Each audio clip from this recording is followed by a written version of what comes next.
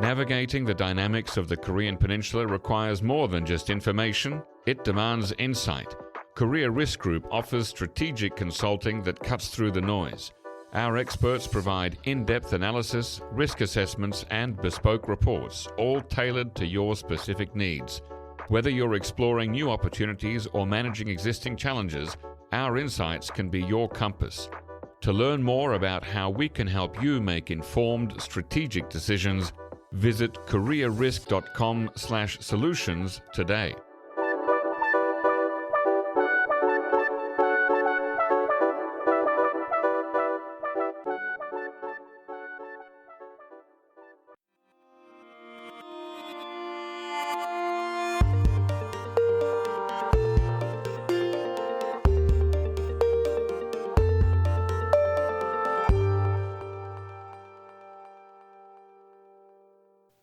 Hello, listeners, and welcome to the NK News Podcast. I'm your host, Jacko Zwetsloot, and today it is Monday, the 5th of January, 2026. It's a new year. Happy New Year. And today I'm joined in the studio by Roland de Courson, who is a French journalist born in Madrid. He started his career in Canada and joined Agence France-Presse, or AFP, in 1994. He's currently a global news editor in Seoul. And for over 2 years, Roland traveled along the Korean division, the demilitarized zone, to document it for his K-SCAR project, which is now online at k-scar.com. Roland, welcome on the show. Thank you for coming. Thanks for having me. Roland, what is this project and how did you come up with the name? Well, good question. The name K-SCAR, I was afraid it was a bit provocative at the beginning because, K-pop, K-food, K-everything. Right, there are many K things. There are many K things. And when I arrived in Korea 3 years ago, I knew nothing about Korea. I came here completely by accident.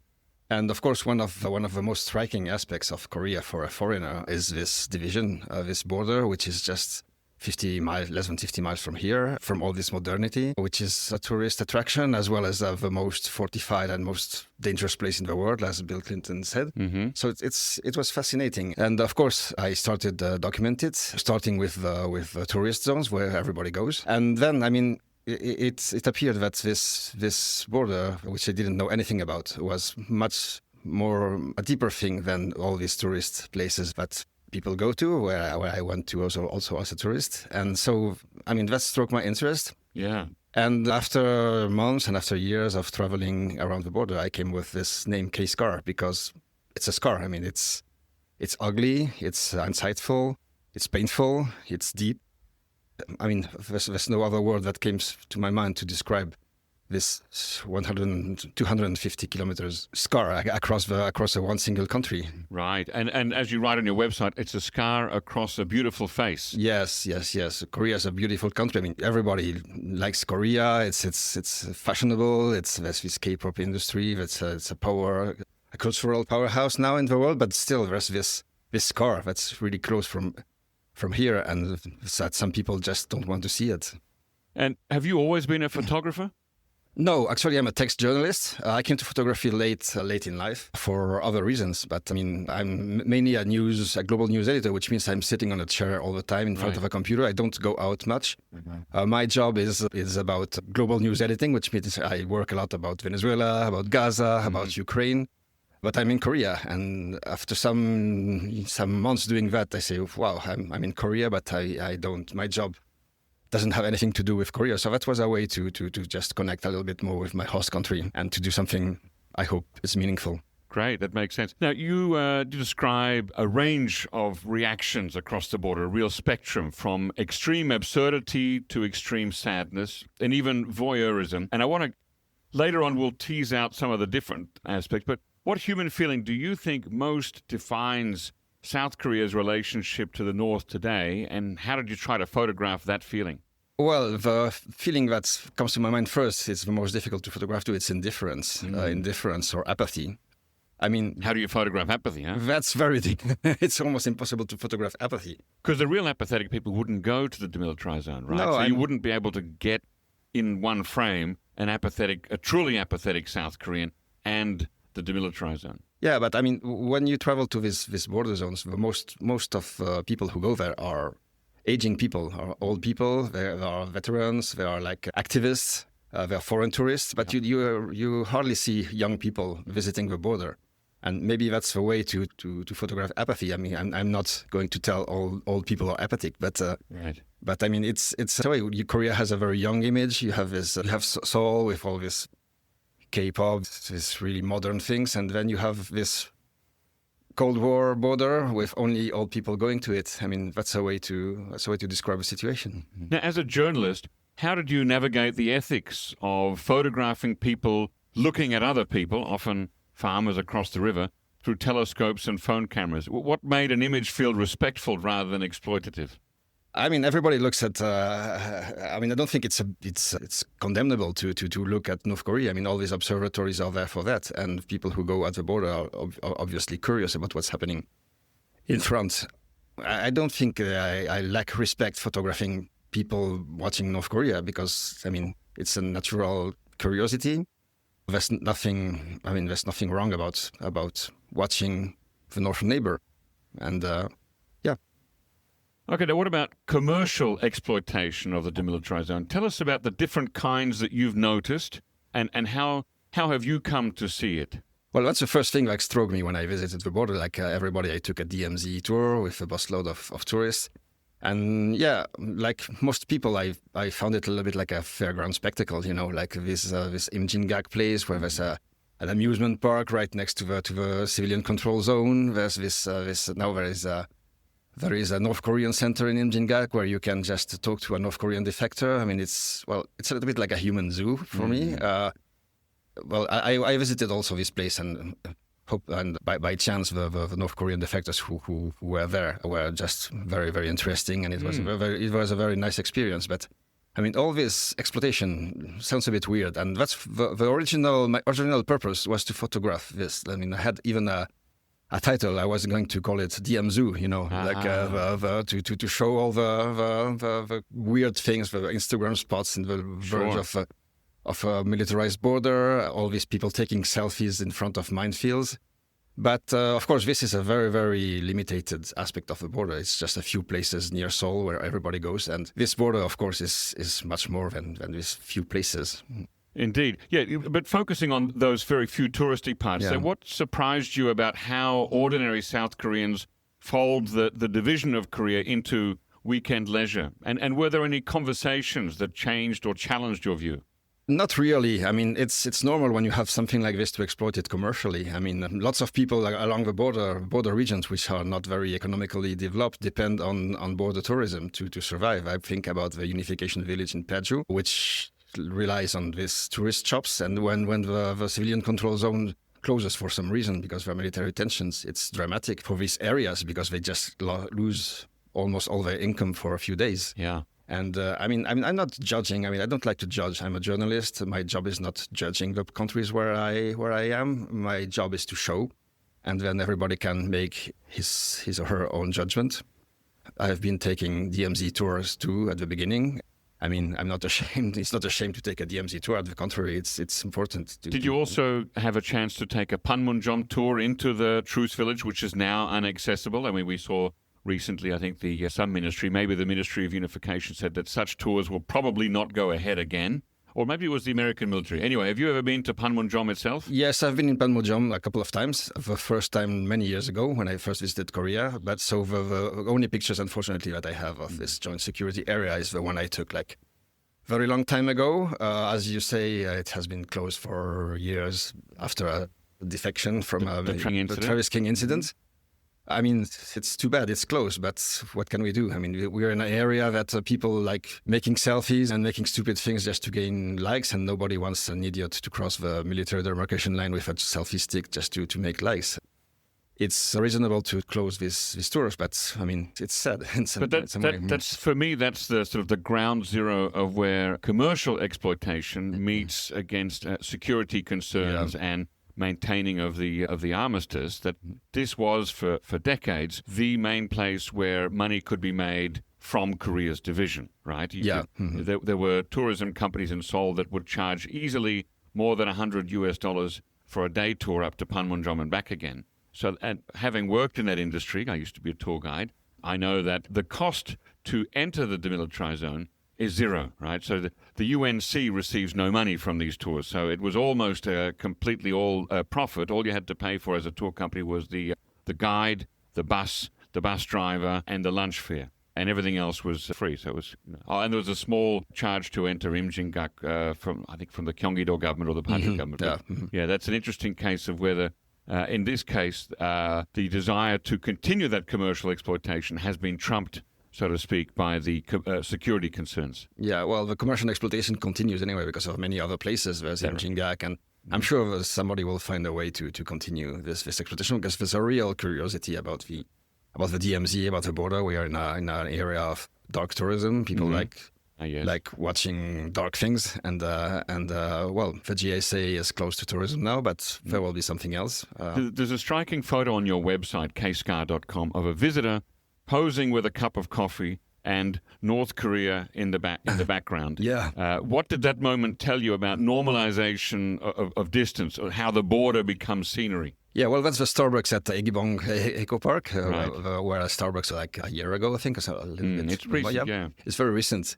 And, well, of course, it strikes you when you see somebody take his cappuccino and photographing North Korea on the other side. But the most striking part is that the lady on that picture is Chinese. I mean, there are lots of Chinese tourists, and as everybody knows, China was on the other side of the. Yes. Was the enemy of South Korea, and now you have this tourist coming from China and photographing their former ally from the former enemy with a cup of Starbucks. I mean, it's right. We're using capitalist American Starbucks. And I should point out that in Panmunjom tours to the JSA, Chinese tourists have never been allowed, but there is the what I call the lesser tour, the DMZ tour or DMZ tour, that goes to the third tunnel, Dorasan Observatory, and sometimes Dorasan Station, and also, of course, Imjingak. And that has been a real money spinner. When I used to work in the tourism industry, 2010, 2011, the bus car park at the third tunnel place was full of mostly Chinese tour buses. So 30, 40, sometimes 50 Chinese tour buses per day would go through there, because that's as close as they could get. They couldn't go to Panmunjom, but now they can go to the Starbucks at Egibong. Yeah. Yeah, that's amazing. And also all this like a tourist gadgets, paraphernalia, key rings in the form of bullets and grenades. Oh yeah, and the bits of barbed wire. All made in China. I mean, it's very ironic to think about. Well, the other irony is I think that there may be, we won't know unless we ask them, but of all the Chinese tourists that come to South Korea, there may be a small subset of those Chinese tourists who have in fact been to North Korea and have seen the demilitarized zone and Panmunjom from the other side, looking probably, from north into south. Did you ever meet any of those? No, the last time I went to Panmunjom was a long time ago, and I saw Chinese tourists, but on the other side of the border, they were having a tour at the same time than us. But I mean, yeah. But the lady at Egibong, for example, she could have earlier been to North Korea and then come to probably. But they're the only people who can do that, and Was Egibong the place for you that, this is, by the way, for those who haven't been there, it's west of Gimpo, one of the northernmost points on the Korean mainland, so not including the islands of Gyeongdo and Pyeongdo. And from there you can get a look over into Kaesong and a village nearby. And for me, that's a place where the tourist gaze feels the most complicated. My first visit to Egibong was in 98 or 99, so before the millennium, and I met an old man there whose hometown was, in fact, Kaesong. So he had come south as a refugee, perhaps during the war, and he was visiting there with his adult daughter. She spoke English. I think she'd lived in America. He did not. And my Korean then was useless, so we spoke in English. And she explained that, he'd not been back to his hometown, obviously, since the Korean War. And so this Egibong, this place, was where he would come to look across the border at the hometown that he could never go back to again. This is 25 years ago, so I'm almost certain the man is dead now. But, that was a very sad moment, because, that's, for his generation who came from North Korea, that's all they could do, is go to places like Imjingak or Egibong, look across and wonder, is any of my family still alive? Will I ever get to go back there? In his case, he didn't. So that's a very complicated, I was there for the interest and for fun, and he was there for that human tragedy, that Yeah, scar yeah, across the yeah, Korean yeah. Peninsula. And was that for you the place that was the most complicated? Not really the most complicated, but the most absurd, I think. I went to Egibong too before the Starbucks opened, and it was completely, there was nobody there. I mean, Yeah, it was a very, very humble place. It was a very humble place. And as you say, there were like lots of people who came there just to see North Korea because their ancestors were there, because their family was split into two countries. And just a few months apart, you had this Starbucks, and now you have like, I think like hundreds of thousands of people coming there every year. So it's weird. But once again, I'm not judging. I don't like judging foreign countries where I live in, but if some people can make money with this, why not? I mean, it's the north part of Gimpo is not a very developed area. It's a very interesting place. Egibong remains a very interesting place because you have a fantastic view over North Korean villages. It's just wow. Once you see this, it's really, really amazing. I mean, I remember going there. It was completely foggy, and there were still these like noises of North Korean like nightmarish soundtracks. And you didn't. Right. This is when South Korea was playing pop music, North Korea was playing like animal sounds. Animal sounds and and gunshots and everything. And there were it was very foggy, and all of a sudden, you saw North Korea like appearing with all these strange soundtracks of horror movies, and it's really, really striking. It's a very fantastic place. But well, there's a Starbucks. Yeah, that's right. Good for them. But I mean, you can see the border the way you like. You don't need to have a Starbucks and photograph it in front of North Korea. You can just go there and watch it. And just a few minutes from Egibong, there's like Gyeodongdo or Ganghwa, where like you have observatories which are much more humble, as you say. Yeah, Gyeodongdo is basically a hill with a truck that sells coffee. It's and a much telescope. More humble. Yeah. and you can look right across, and it's what Egibong and Gyeodongdo and perhaps also Gangwon-do. They're some of the very few places where you can actually see North Korean humans, North Korean people doing things, actually doing farming, doing work, construction work, etc. Yeah. And that's where you meet. Like I went there during Chuseok, the autumn holiday, and there were many people like praying their ancestors who had been left on the other side. And I met like still a few dozens of Koreans in Gyeodongdo come from the other side. They just crossed the river. Oh wow! During the war and never went back. And so you were able to meet some of these people who are still from that generation. So they haven't all passed away yet. They haven't all passed away. There's still few of them. I went there for AFP, for my company, to report on that. And but there's not many people left. And obviously, nobody's very interested about them, I think, in Korea. So they were just surprised. I just came from a foreign land and to meet them. You spoke with them? I spoke. Well, I don't speak Korean, unfortunately, but I had some translation. I could speak to them, and it's always very, very moving, the stories they have to tell. I mean, there are refugees from 80 years ago, 70 years ago, and they tell you exactly the same stories that an Afghan refugee or, I don't know, a Ukrainian refugee can tell you. Now it's the same. I mean, it's exactly the same. I met also former refugees in the eastern part of Korea, in Sokcho, in a Bai village. It's a village. It's one of the places I liked the most during this project is Abai village, which is a settlement created during the war by North Korean refugees that settled there in the hope of going back home someday. 70 years later, they're still waiting. Wow. And there's just 10 of them left alive. Yeah.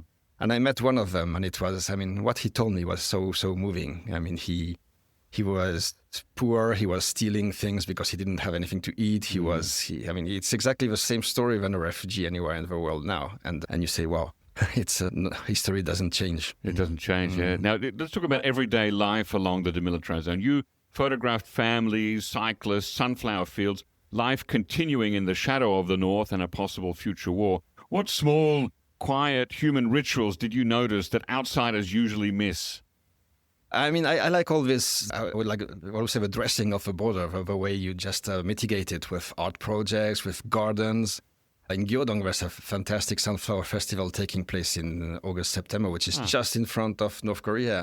And it's, I mean, I photographed like beautiful sunflowers and just away from North Korean mountains and all these things. It seems like the people in the border just want to, not to hide, but maybe to mitigate the barbed wire fences, the military checkpoints, and all these painful things with beautiful projects. But lots of art too along the border. That's really amazing too. Your website also mentions people cycling near anti-tank obstacles in the rice fields. Yeah. So there's lots of tourism, like not like we talked before, like dark tourism, but like ecological projects. I mean, it's a way of exploiting the border in a way to make it maybe lighter, make it less painful. Did people who live near the DMZ experience or express different attitudes towards you compared to, say, visitors from Seoul? They were really amazed I was interested in them most of the time. I mean, they say, why is a foreigner interested in our lives if Korean usually are not that interested? So yeah, they were usually like positively interested, a bit reluctant at the beginning, but most of the time like very grateful for me. I had come there to see them. Did they talk about inconveniences or fear from either the noises played by North Koreans or the balloons at that time that were coming over? Yeah, most of the complaints I heard were about the noises, which now have stopped, gratefully. But yeah, of course, it's a very inconvenient life, especially in the unification village in Paju, where I mean, people are farming always under military supervision. They have to go through military checkpoints when they want to go out and come in, and sometimes the civilian control line is closed. So yeah, it's a very inconvenient life, but I mean, it's their hometown and they don't want to move anywhere else. You just mentioned the civilian control line. Let's talk about that. So in explaining the demilitarized zone on your website, you write that separation between the two Koreas is in fact made up of a series of layers, of which the demilitarized zone is the core one, but not the only one. So there's also the civilian control zone. Tell us a bit about that. I mean, and most of people from abroad, when they think about the Korean border, they think of DMZ, which is the most known part. But it's a very larger border. There's these civilian control zones on both sides, I think. In the north, there's like a military no-go zone too. And then after the civilian control zones, there's this special development areas for border regions. And it's a very moving border. People continue to live in the civilian control zone in some places, some villages. I think there are 8 of them left. People continue to buy land in the civilian control zone. That's what I was really amazed by that to learn that, because I mean, who would like to buy a land in the military no man's land? And yes, it seems that many people bought some land there during the Sunshine policy, like some speculation, speculating that Korea will be reunified, or at least that there will be more exchanges between the two Koreas. And now they are, of course, they starting to think the investment was not very worth it. But it's a very living border. I don't even want to focus on the military things. I mean, of course, military aspect is crucial, and the border is the essential thing. But the work of photographing the military has already been done by many people. You have this Jung-woo photo book, who came out 10 years ago, which is fantastic. He's a guy who spent like 3 years inside the DMZ with the South military, and I mean, you cannot compete with that. It was really great. So I wanted to focus more on daily life things, on people living near the border, on all these problems they have living in the civilian control zone, etc. You mentioned the unification village, or Tomilcheon, which is in the civilian control zone. Did you also get to access the village of Taesongdong within the demilitarized zone, which literally, if you walk too far, you're over the demilitarized zone? Unfortunately not, because as we said before, all these areas are now completely super controlled by the military. They don't want any civilian there because of the tensions. And unfortunately, I didn't have a chance to go there. But I hope before I leave Korea, I will be able to have a look at it. Were you able, as a foreign journalist, to have a special access to any places at all? No, not really. I mean, I've been to the places where everybody can go. For some things in the civilian control zone, I went there with military permission and military escort, and sometimes for doing stories for AFP, which was easier than going just by myself. Sure. But most of the time I didn't go to anywhere where anybody else can go. I mean, maybe in the Neutral Nations Supervisory Commission camp in Panmunjom, I went there with a Swiss delegation. I mean, I think this was the only time where I just had a privileged access to a place. The rest of the time I just take my car and take my shoes and just walk where everybody can go.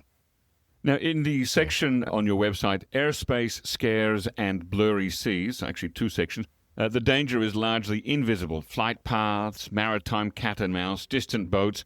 How did you translate invisible risk into approachable images, and how did viewers on the shore read those scenes?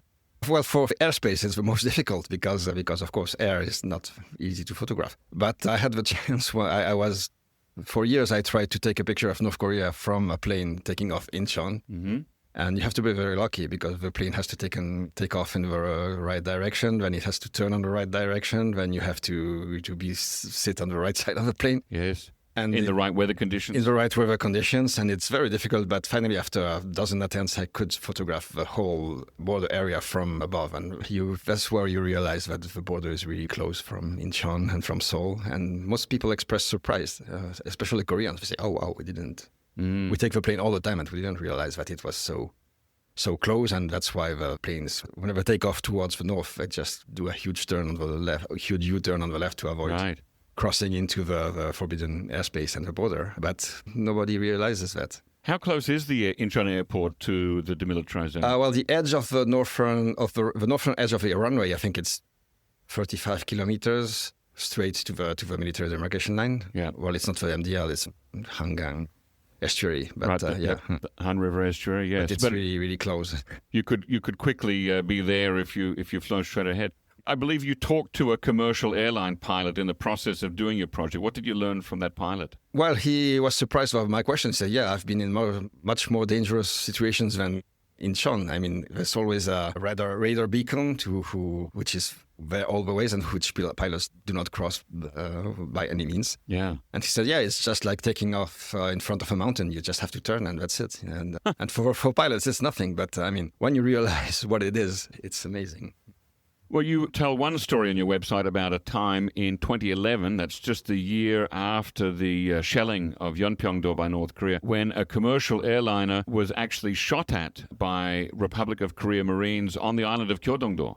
Yes, I learned lots of incidents like that, but I mean, by chance they were using like machine guns and not like anti-air cannons. So the bullets couldn't reach the plane. But I mean, these things happen, but they don't happen that often. I mean, since Incheon Airport was open like 25 or 30 years ago, I don't remember. 2001. 2001, yes. So 25 years ago. So there have only been like 5 or 6 incidents like that, and it's very few. But that means that these Marines thought it was a North Korean plane, right? Yeah, I mean, that illustrates the tension that remains at the border. I mean, how can a Marine shoot at a commercial plane? Right. Yeah, it's. They don't even look the same as a jet fighter. Well, I don't know. I don't have many details about that story, but yeah. Tell us about the monthly Right to Flight exercise, which is conducted in the joint security areas in the middle of the demilitarized zone by the UN command. Yeah, so once a month, a UN command helicopter just lands a few meters from the border at the Panmunjom joint security area, right next to the North Korean, which is, I mean, I think the military armistice agreement provides as a provision saying that everybody can fly into the DMZ. So the US, I mean, the UN command is using this prerogative. I don't think the North uses it for itself, but I wanted to photograph this helicopter, but unfortunately I didn't. I wasn't granted permission, because all of the tension, actually. Let's talk about memory and mourning. You show the mass recovery of war remains, memorial walls, reconstructed grave markers. Which encounters around loss or remembrance stayed with you, and how did locals respond to your presence in those spaces? There are several aspects about that. There's the South Korean cemeteries and the so-called enemy cemetery in Paju, which is a very unknown place where the rest of North Korean soldiers during the war are buried, and also the bodies of North Korean spies and infiltrators when they were shot down in South Korea. Probably some Chinese soldiers too, I imagine. The Chinese have all been repatriated to China a few years ago, and they're now in a cemetery in Shenyang, I think. Okay. So only the North Korean remains there, and it's a very hidden place. You don't have any sign advertising it, and of course I was completely alone there. Yeah. But I could see there were some offerings, like Chinese liquors, Chinese cigarettes. So some people come to pay their respects to North Korean soldiers. I don't know who it is. That's interesting. That's interesting. Yeah. So somebody comes to remember these guys. On the South Korean side, I mean, I don't have much to say because there are cemeteries where everybody can go, and there are lots of them, and there's National Cemetery, and also I had the chance to visit the National Forensic Center in Wonju. Is that where they look at bones that they found? That's the last resort. When they found a skeleton, they usually able to identify it with DNA or with buttons, with uniform remains, with weapons, what remains, so they can tell which side the dead guy belonged to and maybe identify him. But in Wonju, they bring there the last resort cases, the places where there are the people who are the most difficult to identify. And they reconstruct their faces using their skulls with a computer program. And that's very, very, very interesting. And because you can see the face of the soldiers appearing all of a sudden. And I learned that the first soldier they identified that way a few months ago had a daughter in South Korea that had never met him. So the daughter was called, and she could see the face of her father for the first time. Wow. And so many stories like that, so moving, so terrible. And that's another kind of scar, isn't it? That's a scar. There's all kinds of scars, and I wanted to show all these aspects. Now, I want to talk a bit about nature. K-Scar holds a paradox. You've got these sections, wildlife paradise and landmine hell. How did people you met talk about the demilitarized zone as both a sanctuary and a scar? You've got these beautiful cranes flying over the frozen wetlands, just a short walk from mine warnings and blast fences. Well, there's a narrative in the border region saying that the DMZ is a wildlife paradise, which helps tourism maybe and helps the economy. But the only animals who are really at their ease in the DMZ are the mosquitoes. When you talk to health specialists, they say, the DMZ is terrible because all these swamps and places where mosquitoes are completely at their ease because they have hundreds of wild boars and soldiers to feed on, and there's no way to control malaria in these zones. Or Japanese encephalitis. Yeah, or I don't know, there's several diseases that only exist in the border areas still. But yes, you can see these beautiful cranes in Chorwon, and this migratory birds, but I don't think the DMZ is really a wildlife sanctuary as people say. It's a heavily militarized zone, it's full of mines, it's full of people, weapons, of unexploded ordnance, and which wild boar would like to live there? When I worked in the tourism industry, my boss, who was he was a retired U.S. military guy who had worked up in Panmunjom, he said, they have a kind of a dark humor. They joke that the demilitarized zone is full of three-legged deer. Yeah, that's right. I don't know if I have three-legged deers much, but they're still full of mines. And not so long ago, all during the night, there were always huge lights illuminating the DMZ. Well, now they don't need to keep them because of night vision cameras and etc. But it was full of noise, full of light, full of landmines. It was not very, very peaceful place to be a wild animal there. When I visit the demilitarized zone, I'm always reminded that as well as the mosquitoes that you mentioned, that birds can come and go freely between the two Koreas. They don't. Birds don't respect political divisions. Is that something that you reflected on, and the people that you saw there? Did you see any bird watchers? Yeah, birds play a big role in the imaginary in Korea and border areas. In Gyeodong, the birds are cherished because they are supposed to be the messengers between the north and the south. Gyeodong-do is a place where lots of North Koreans settled during the war, and I think there are swallows. Lots of swallows' nests all across the island, and they are just cherished like messengers from the north, and the only creatures who are able to go back to the homeland. And I didn't meet many bird watchers. Chorwon was a huge bird watching activity. But Chorwon, which used to be North Korea before the war, and now it's in South Korea, And that brings me to my next question. That some sites that you go to, they're very heavily curated. There are museums with dioramas, there's reenactments. Others are a bit more raw. You've got the ruined party headquarters in Chorwon. You've got lists of people who were abducted, fishermen who were abducted from islands. What did you think was the most honest human reactions, anger, apathy, or tears, and where did you see them? They're all a whole spectrum of reactions. When you visit an observatory, when I visit an observatory, I like to sit there and see which kind of people will come. And there's a huge array of people. You have school trips, you have tourists, you have veterans, you have old people, you have rightist activists who come there, some maybe to shout anti-communist slogans or something like that. So it's difficult to generalize about who's visiting these places. But the array is interesting. Families, schoolboys, schoolgirls, people, just ordinary people. There's not a single type of visitor. I usually find these people very respectful. I don't know what they feel because unfortunately I cannot speak Korean, so I cannot really understand the feelings they have when they look at Kumgamsang, for example, in the eastern part of Korea. But I can imagine what they're feeling while watching this inaccessible part of the country. What about yourself? Did you find yourself reacting emotionally to different places or different scenes? Some things are really emotional, yes, especially the places, as we talked before, where I meet like former refugees from North Korea, and their stories are really, really, really painful sometimes and very, very moving. About the border areas, I mean, usually they're very like militarized places. It's more impressive than moving, maybe more frightening than moving. But when you meet the people who live in the border areas, that's where the real moving stories start to pop out. And that's really the most interesting part. The Swiss and Swedish soldiers that you met at the Neutral Nation Supervisory Commission, how do they live in this weird place here? Do they sort of try to, focus on photo posters of home, or how do they sort of try to? Well, it's a very interesting place. This Swiss and Swedish camp is like a European enclave just next to the border. I mean, the camp fence is actually the border. There's a military demarcation line sign just at the edge of the camp. And yeah, it's part of the surrealistic part of this border. I mean, it's an international zone, and you have this commission which is doing their job faithfully since the armistice, without any contact with the North Koreans anymore. I mean, it's part of the absurdity of the border, also the hope that remains. I mean, everybody hopes that these institutions that were put up by the Military Armistice Commission will start working again.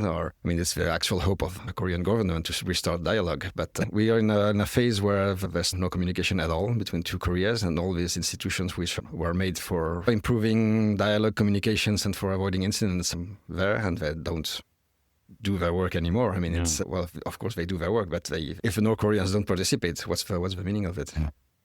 Now, many observatories and frontline areas, they have their own rules, tone, and accessibility. I believe it's often up to the division commander to decide on rules. So which places were the hardest to access or to work in, and what human story made the effort worthwhile?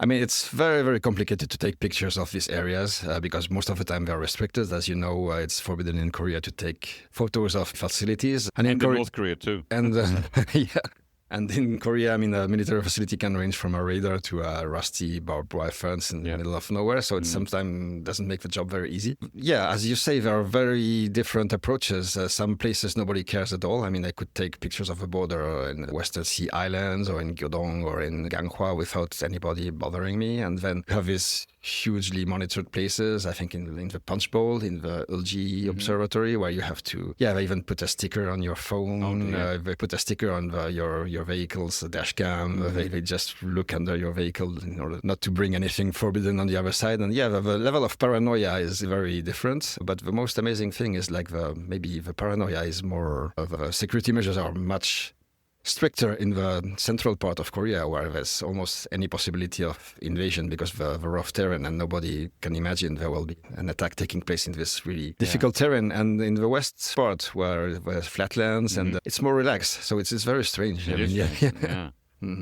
your resources page on the website kscar.com shows that you've read a lot and watched widely about the demilitarized zone.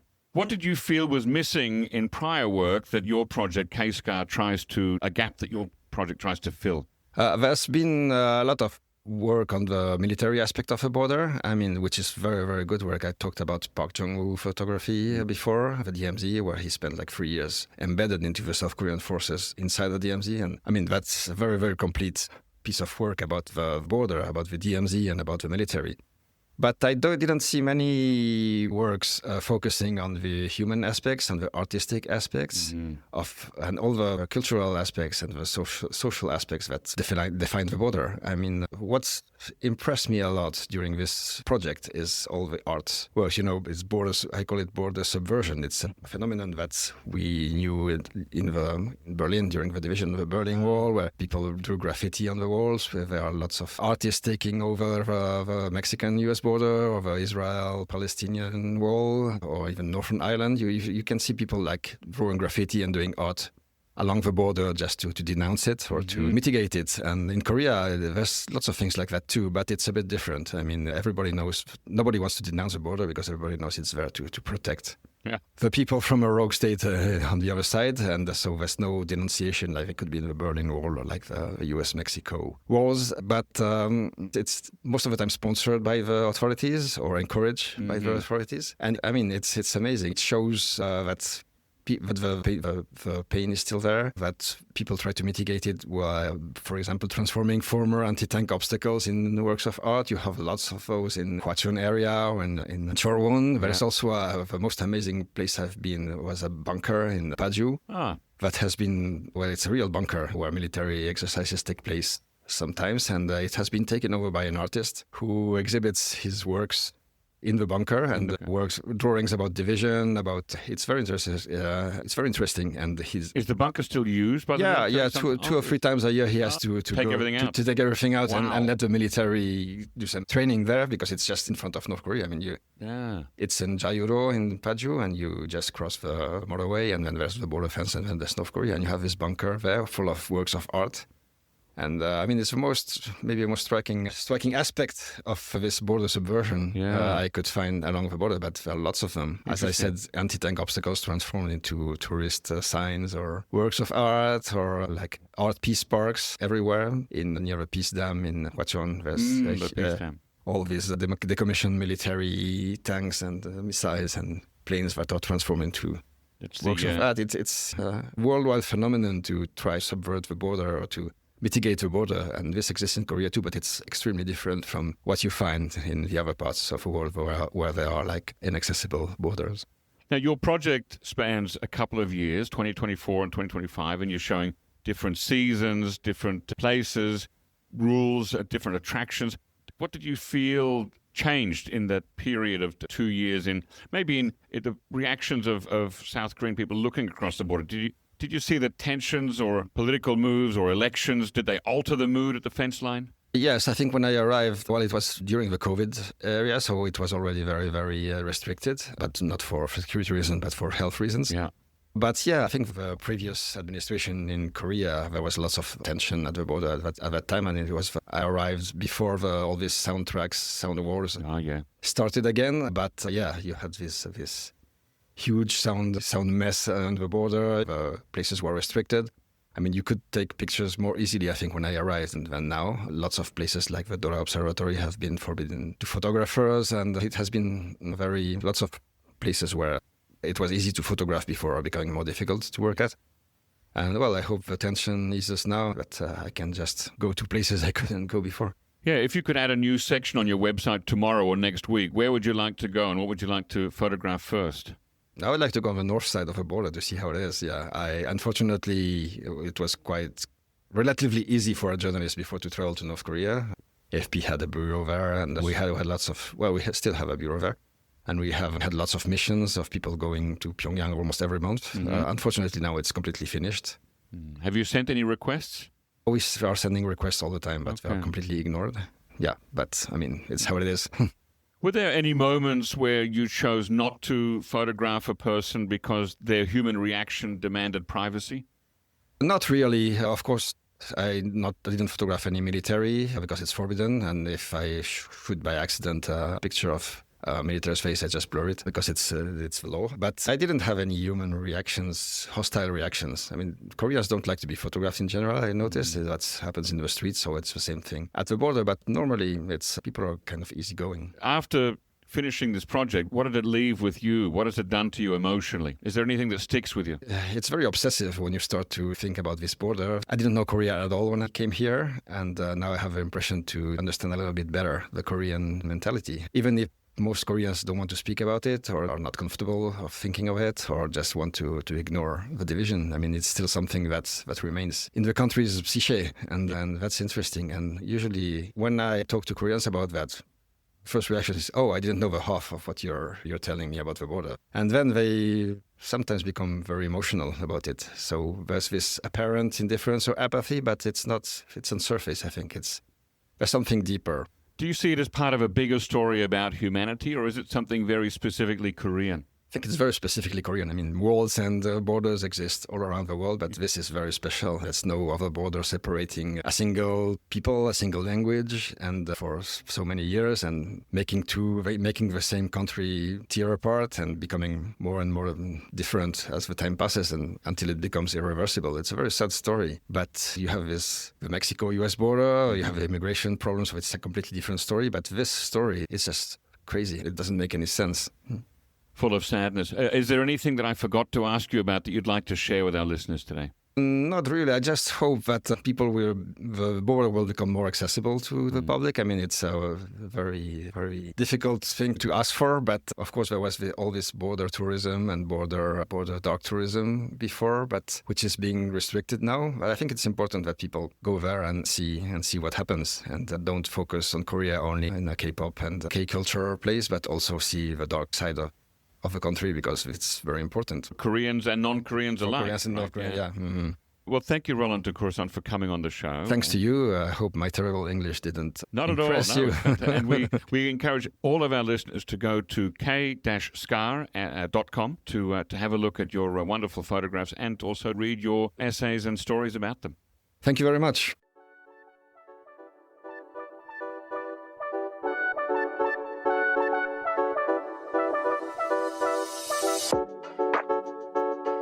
Bestsellers unveiled at NK News Shop. Step out in style with our top-selling apparel from the NK News Shop. Fly high with the Air Cordial T-shirt, celebrating DPRK's golden era of aviation in vintage airline chic. Explore the stars with our Nada hoodie, inspired by North Korea's answer to NASA. Or toast to tradition with our Taedonggang beer T-shirt, capturing the essence of North Korea's renowned brew. Each design is a conversation starter. Find yours at shop.nknews.org. Again, that's shop.nknews.org.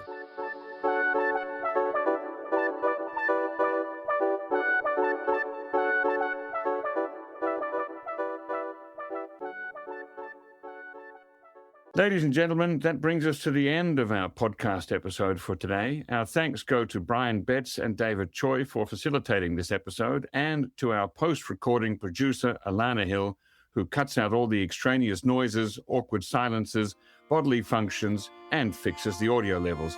Thank you for listening, and listen again next time.